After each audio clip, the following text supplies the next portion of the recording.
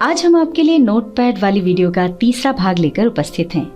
इससे पहले वाली 2 वीडियोस में हमने आपको नोटपैड का परिचय तथा उनके फाइल टैब और एडिट टैब के ऑप्शंस की जानकारी दी थी। आज के अध्याय में आप जानेंगे नोटपैड में फॉर्मेट टैब के ऑप्शन, जिसके अंतर्गत हम आपको बताएंगे वर्ड रैप और फॉन्ट ऑप्शन का उपयोग करना। तो चलिए आगे बढ़ते हैं। हमने पहले से ही अपने कंप्यूटर में नोटपैड खोला हुआ है। आगे बढ़ने से पहले हम वर्ड रैप ऑप्शन, जिसे अभी हम आगे समझने वाले हैं, उसे डीसिलेक्ट कर देते हैं। चलिए अब फॉर्मेट टैब के ऑप्शन समझने के लिए हम अपनी नोटपैड फाइल में पहले कुछ लिख लेते हैं।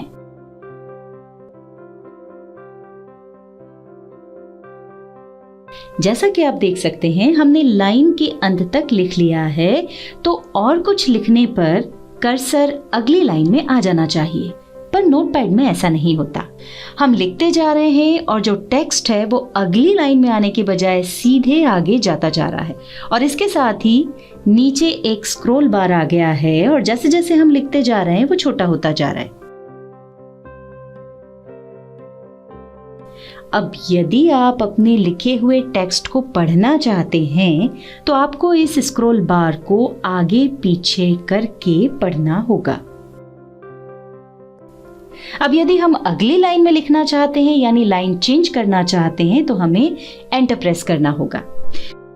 देखिए, ऐसा करते ही कर्सर अगली लाइन में आ गया है। अब हम ये लाइन भी पूरी लिख लेते हैं और अंत में आकर एंटर प्रेस करते हैं। देखिए, कर्सर फिर से अगली लाइन में आ गया है।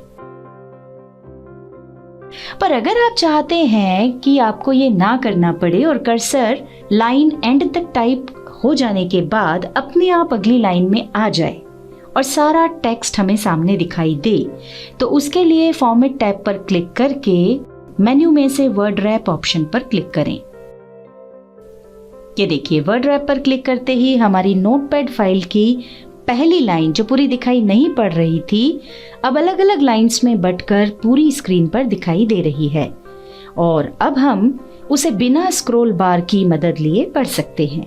इसके साथ ही हमारा कर्सर लाइन की शुरुआत में आ गया है। अब आपको जहां भी लिखना हो वहां माउस से क्लिक करें। हम आखिरी लाइन के अंत में क्लिक कर रहे हैं। वर्ड रैप ऑप्शन चालू करने के बाद जब हम फाइल में कुछ भी लिखेंगे तो हमें अगली लाइन में जाने के लिए एंटर प्रेस करने की जरूरत नहीं है। टाइप करते हुए जब हम लाइन के अंत में आएंगे तो कर्सर अपने आप अगली लाइन में आ जाएगा।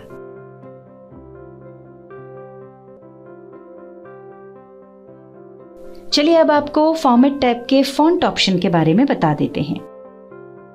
फॉन्ट ऑप्शन का उपयोग नोटपैड में लिखे हुए टेक्स्ट की स्टाइल, शेप इत्यादि को बदलने के लिए किया जाता है।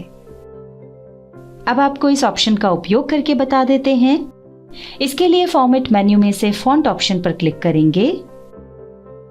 इस पर क्लिक करते ही फॉन्ट विंडो दिखाई पड़ेगी। इस विंडो में सबसे पहले फॉन्ट का नाम है।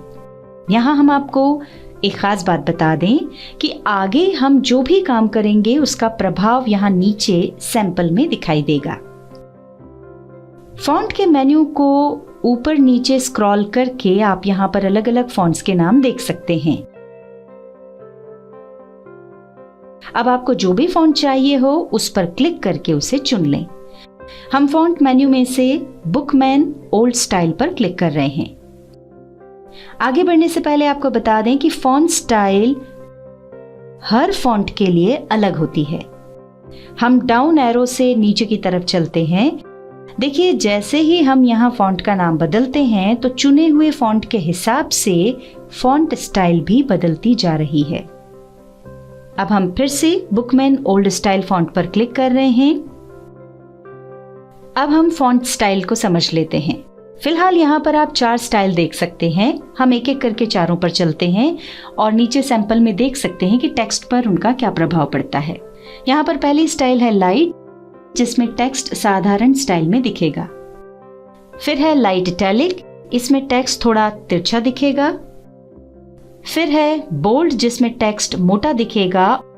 और फिर है बोल्ड इटैलिक, जिसमें टेक्स्ट तिरछा और मोटा दिखेगा।